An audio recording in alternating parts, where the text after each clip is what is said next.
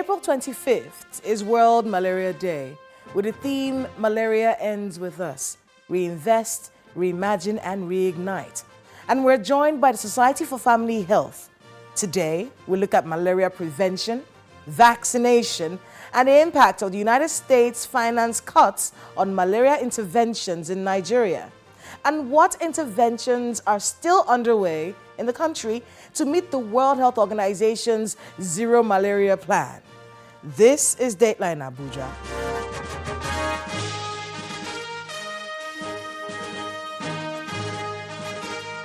Hello and welcome to Dateline Abuja. I am Kayla Megwa.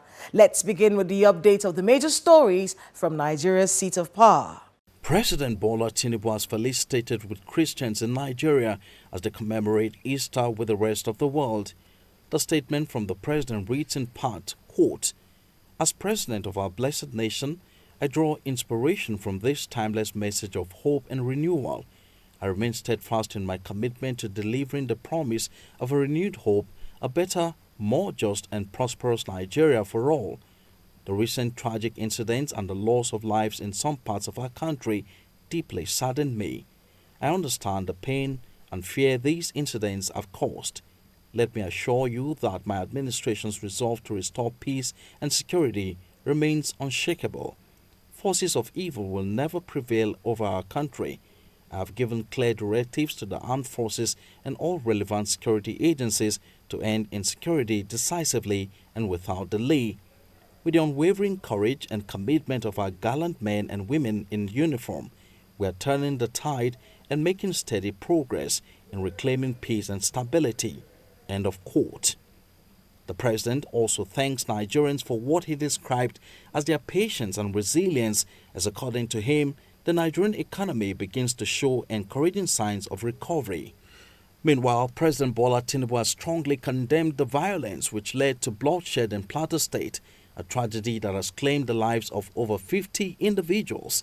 In a statement by his aide, Mr. Bayo Onanuga, the president extended his sympathies to Governor Caleb Mutfwang, the state government, and the people of Plateau, while urging him to summon the necessary political will to resolve the crisis and establish enduring peace.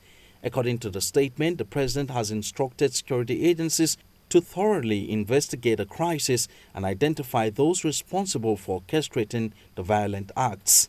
And away from the president, the federal government has launched the Labor, Employment and Empowerment Program, LEAP, targeted at creating 2.5 million jobs in 2 years. Vice President Kashim Shettima launched the initiative on behalf of President Bola Tinubu at the conference center of the State House, Abuja. And at least 15 million Nigerians are at risk of flood disasters in 2025. Vice President Kashim Shettima disclosed this at the commencement of a one-day validation workshop on the Anticipatory Action Framework for Nigeria held at the National Counterterrorism Center in the office of the National Security Advisor in Abuja. He, however, assures of the efforts of the federal government to forestall the disaster through proactive measures.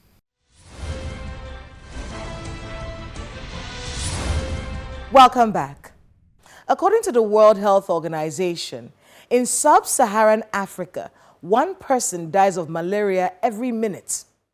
In 2023, there were an estimated 263 million new malaria cases in 83 countries worldwide, up from 252 million in 2022 and 226 million in 2015. The global tally of malaria deaths reached 597,000 in 2023 compared to 578,000 in 2015. The 2024 World Malaria Report states that out of 83 countries, Nigeria accounted for an estimated 40% of malaria cases and 46% of deaths within the 10 high-burden to high-impact countries in 2023. Funding cuts by the United States, enforced by the President Donald Trump administration, are compounding an already critical situation, particularly for national malaria programs in Africa. By mid-March, countries were reporting major disruptions in the delivery of essential health services for the prevention, diagnosis, and treatment of many diseases, including the malaria strategy. Joining us on this special edition of Dateline Abuja are John Ocholi, the Project Director, Global Fund Project, Society for Family Health, and Kene Eruchalo, Deputy Managing Director, Society for Family Health.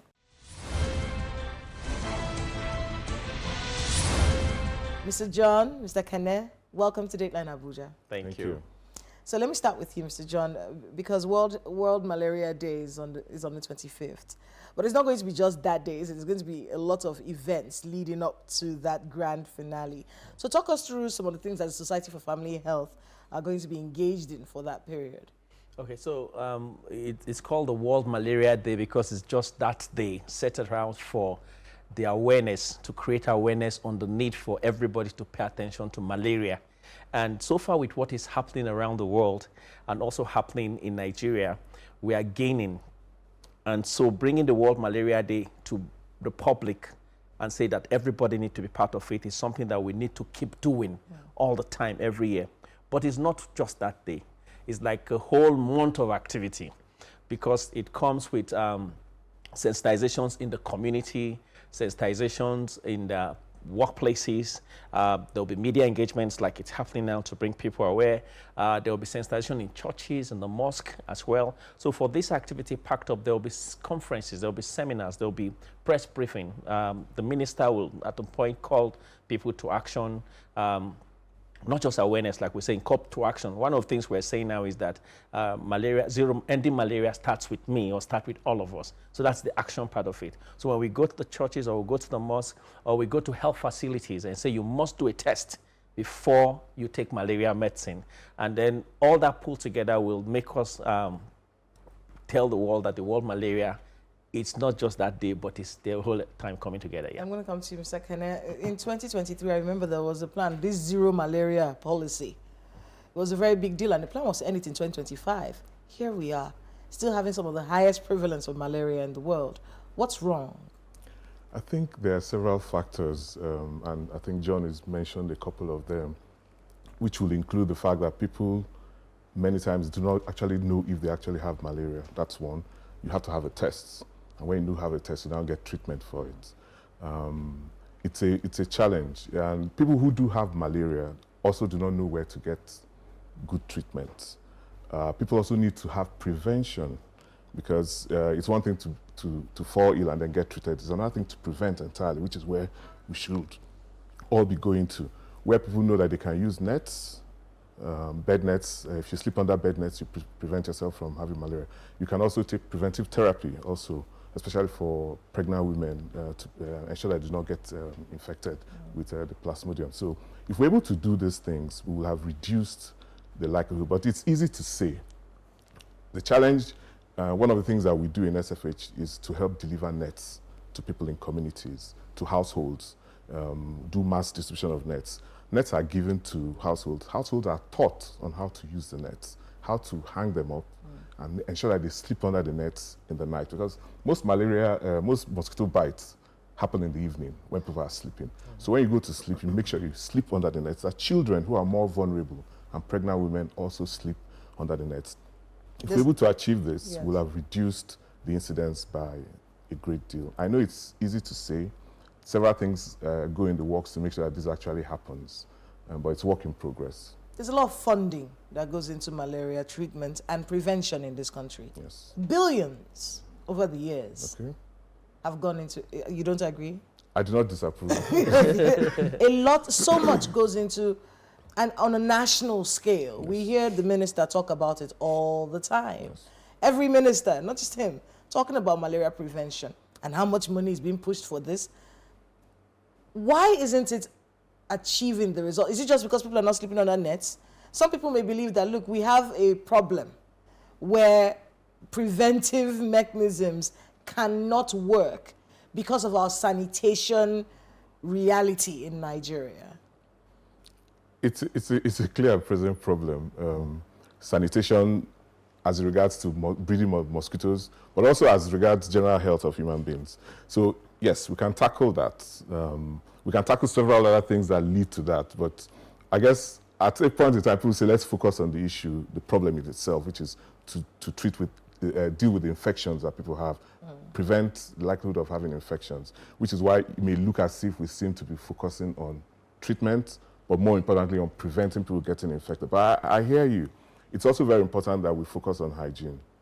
Ensure that mosquitoes do not get the opportunity to breed and multiply and infect. Let me get your thoughts on that. Why is the funding not working? It's so much money. So, and still every year, the World Health Organization paints this very ugly picture. So the funding is working.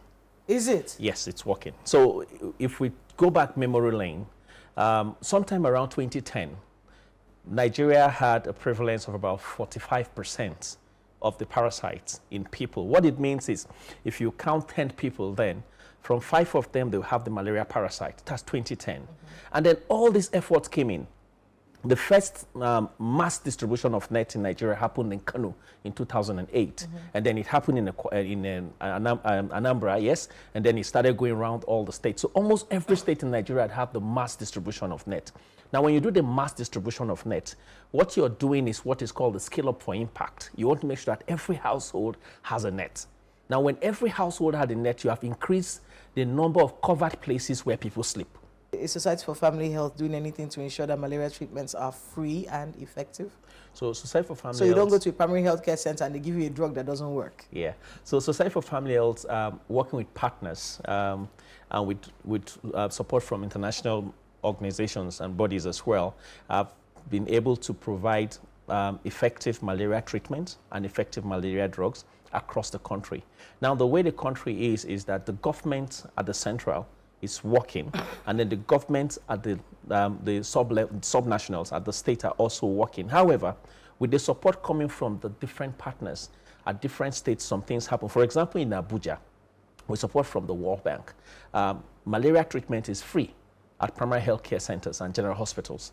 So when people go there and they first, like we keep talking about treatment, testing. You see, so the emphasis is not on the net. The emphasis is on the control. So it's malaria control. Net is one of the aspects. Then we have the indoor residual spray where you do, but that's very expensive. So most times no government or no partner even want to, because they think it's very expensive. Then we also have the environmental management, the larvicidin. It's happening so well, but with the attention now for the sector-wide approach, like you talked about education. Are we larvicidin in Nigeria? There are some move towards doing that now. In some places where maybe they have a lot of rice farm or irrigation farms in the country, so there are thoughts now to see how that can happen. Now, when you talk about using technology to manage mosquito, maybe the artificial nets, artificial mosquitoes produced, there are countries that don't have that or never had that technology but have been able to eradicate malaria. In Africa, Cape Verde has been certified malaria-free. Egypt is certified malaria-free. Algeria is certified malaria-free, using the natural environmental control, the net, the test before treatment, and the management of malaria in pregnancy for pregnant women and for children. So where we are going also in Nigeria is pushing towards that angle to see how we can do that. And so for now, if you go to health facilities in Abuja and you say you have symptoms of malaria, because you have to be symptoms, and the test and it is confirmed malaria, you're supposed to get medicine. Now, sometimes when people go to those facilities, there might be some building charges, like maybe you need to get the card, you need to get the syringe. So people now come and say, oh, it's not free. It's not free. Yeah, but the truth is that the items that are free are the RDTs and the microscopy. It's not free if I'm paying for it. Those are free. Those are free. But the concept of free is that I have symptoms, I come to the hospital, they test me for free, they give me my medicine until I get better, then they release me. That is free. That is the... But when you say I have to pay for card, so that's the I have total, to pay for syringe, so that's the total I have to pay package. for parking space. And remember, the minister recently is talking about the health insurance in Abuja and asking people to register. Yeah. So when you get the health insurance and you get the total package, when you go there, everything is free. But if you're not in that total package, when you go there, some things you need to. So again, we're using this forum to say, even as we're talking about World Malaria Day, encourage people in Abuja to tap into the health insurance scheme of the minister. And it's happening across the country as well. We can get Nigeria to be malaria free, but it has to do with everybody standing up to say, I'll play my part. It is a pretty complicated situation, but we do have to go on a break. Yeah. Okay. When we come back, we'll be talking vaccines and funding since Donald Trump became president of the United States. So please, stay with us on Dateline Abuja. We'll be right back. Welcome back to Dateline Abuja. If you're just joining us, we are speaking with the Society for Family Health. And it's because we're discussing malaria as Nigeria joins the rest of the world to celebrate World Malaria Day. Thank you, gentlemen, for being with us on the program. Thank you for having us. All right, let's talk vaccines. Yeah. I'm going to start with you, Okay. Mr. John, Mr. Kene. Yeah. When it comes to vaccinations, we heard that there's a vaccine that is being rolled out in some states of the country. Last time we heard it was children that were receiving these vaccines. Talk to us a little bit about the malaria vaccine and its efficiency or efficacy in our country. Well, the malaria vaccine has been tested in many countries. I think Ghana has also benefited from that test, and it's worked well there. We understand that there are differences in countries, differences in genetics and all that, which is why there's a need to have a test done in Nigeria. We are hopeful that that vaccine will be a success in the test. And if that happens, the next stage will be to roll out that vaccine to be available to hopefully everybody. Of course, you want to start with those who are more vulnerable, which will be the children under 5, and then also women who are pregnant. Yes. In Abuja? Abuja is part of Nigeria. Why not? No, but at the time they said it wasn't everywhere yet, so I'm trying to find out whenever you want test from SFC. yes. Is it everywhere now? No, Can anybody go and get a vaccine in Abuja right now? No, not you can't. yet. Not yet. What's the holdup? Waiting for the test. That's one. The results from the test. When they roll out vaccines, they are going to be monitoring these vaccines to be sure that so it's still being monitored to see if it has side effects and things exactly. like that. Okay. If it's useful, if it does what it does and what it's supposed to do, and has a good safety index, if you like. And after that, you want to be sure that you're able to acquire the vaccines, procure them, and distribute. That 1 million doses, the government is now planning to see, the government is now identified 2 states, one in the north, I think Kebbi, and the other one in the south, Bayelsa also, to do this. Now, to take that vaccine to give a full cover, the child needs to take it 4 times. The child will take the first dose, and every for 4 weeks, take a second dose to do a complete cover. So even that 1 million can maybe go for just 250,000 children. So it's something that the government is seeing, looking at how do we, but there are plans to see how that can be scaled up. And for now, it's for children under 5. For adults, yes, there might be some tests going on around the world, but we're hoping that it will get to a point where it will be available for everybody to use. So right now in Abuja, no vaccines. That's where we are right now. But efficacy, efficiency, yes, because it was tested in different countries. Africa is where the malaria is very endemic. Almost every country in Africa is endemic for malaria. So this is where we need the vaccines more. Second, when it comes to vaccinations in Nigeria, there are other issues. There's resistance from communities, from people, yes, and things like that. Have we noted anything of the sort? Well, I think anything that's new will always be met with some sort of resistance, and that's been our experience so far. So before you're able to scale, you must educate people. People must be aware of the benefits of using it and the fact that there are no risks to them, so to speak, but also know where they can go and get the vaccines, because it's one thing to say, oh, vaccines are available, or where do I get it, how do I get it, what kind of registration do I need to enroll in to be able to access this. These are all steps in the continuum of rolling out. Yes. With the health workers right now, I remember when we were trying to eradicate polio. Okay. And I remember how many unfortunate situations, there was a pretty bad one that happened in Kano, where health workers were killed. And we see that happening a lot. With the rollout of the malaria vaccines in particular areas, and I understand that the testings are still ongoing, have the health workers been able to speak to SFH about any of the challenges that they are meeting as they go around this doing God's work? Thank you. We haven't had that pushback yet, but like you said, it's something to expect, especially in a country, Nigeria, where there are some challenges with education for a number of people, and then even for those who are educated, people may have different divergent views on how to treat malaria. Education for all, awareness creation, so to speak, even at the community level, within households, will be very critical at the time that we wish to scale this vaccine to any level. We must educate people. People must know it's safe and know that when the health worker comes and knocks on your door, he's bringing assistance to you and trying to help and not trying to kill your children or reduce the population by one way or the other. Mr. Kene, let's talk about money. Okay. Donald Trump said no money. Yes. And these interventions that in many ways, it was shocking when we found out how much Yes. of that funding was coming from the United States. Yes. It was a very big eye-opener.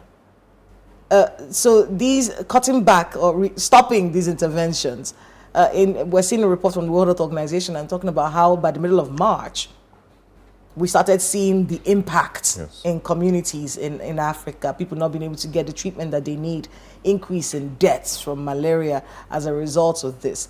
Talk to us a little bit about that. And, you know, with the problem comes opportunities. Yes. So what opportunities are there for countries like Nigeria, seeing as the money is not going to come anymore? And how do we not see more people dying because no one is giving us handouts? Okay. I think the theme of this year is probably very apt in the sense that it says malaria stops with us, reinvest, reimagine, and reignite. We must reinvest. If the US government, for one reason or the other, is reducing investment in other countries, not just Nigeria, but worldwide, for several different interventions, it's probably a wake-up call for us in Nigeria to find innovative ways to provide investments into treating malaria.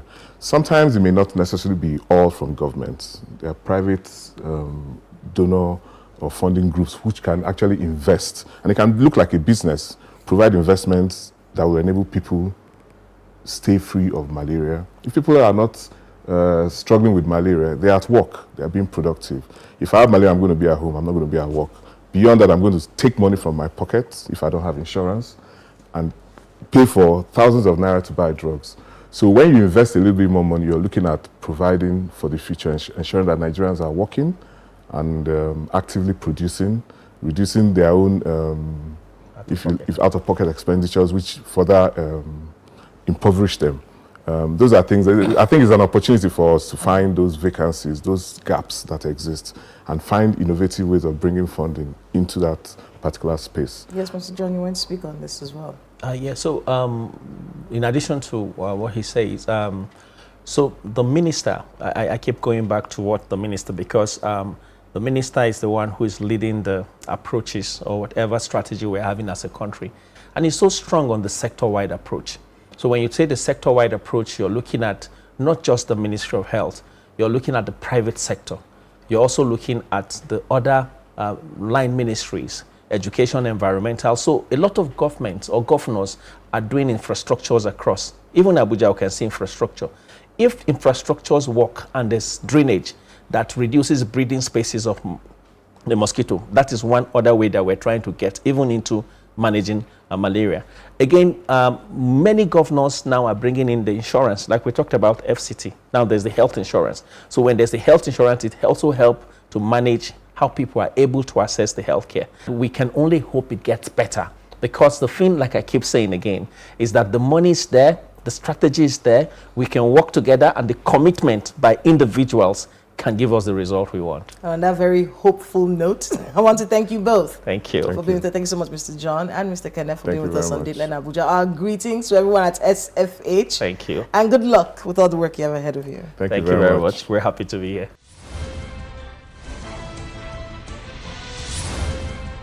Thanks to my guests and to everyone who spoke to us today on the program. We join the rest of the world to urge the Nigerian government to make anti-malaria vaccines more available to children, especially in rural areas, and revive the prevention interventions to combat the parasite across the country, especially free mosquito nets.